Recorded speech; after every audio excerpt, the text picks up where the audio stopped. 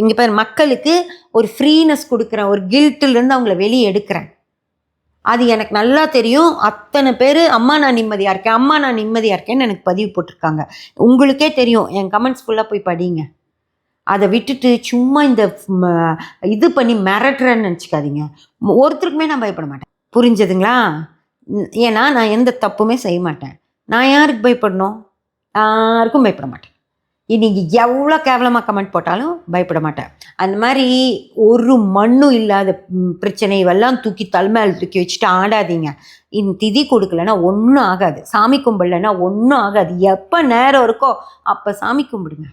ஓகேயா? கடவுள் ஒன்றும் கோச்சிக்க மாட்டார், வரம் கொடுக்காம இருக்கவும் மாட்டார்.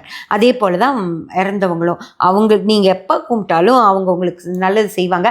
அது பரவாயில்ல. நான் இன்னொன்று கேட்குறேன், உங்கள் அப்பா மேலே தான் இருக்காரா? நீங்கள் திதி கொடுக்கறது வாங்கிக்கிறதுக்கு ரெடியாக மேலே உட்காந்துருக்காரா? உங்களுக்கு தெரியுமா?